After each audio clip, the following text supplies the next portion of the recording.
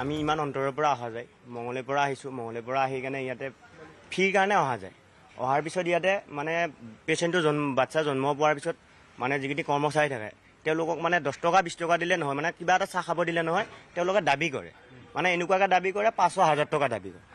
মই যোৱাকালি 4:23 মোৰ বাচ্চা এটা জন্ম পাইছে, তেতিয়া মই অতিক মোক মাতিলে অতিমুখলৈকে বাচ্চা ল'বৰ কাৰণে।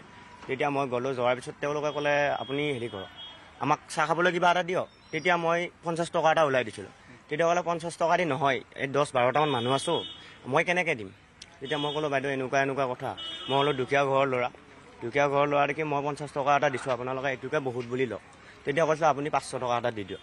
তেতিয়া মই দি দিলোঁ। দিয়াৰ পিছত সেইখিনি শেষ হোৱাৰ পিছত আকৌ মোক ওপৰত বেড কৰিলে। বেড কৰাত তেতিয়া মোক বেডত লৈ যাই ট্ৰলি প্লেয়াৰে মোক ক'লে চাহ খাব কিবা এটা দিয়া। তেতিয়া মই 20 টকা এটা দিছিলোঁ প্ৰথম। 20 টকাটোত মান্তি নহয়, তেওঁলোকে মান্তি নহয়। মই ক'লোঁ কিমান দিব লাগে কওকচোন বুলি কওঁতে তেওঁলোকে কৈছে 100 টকা এটা দিয়ক।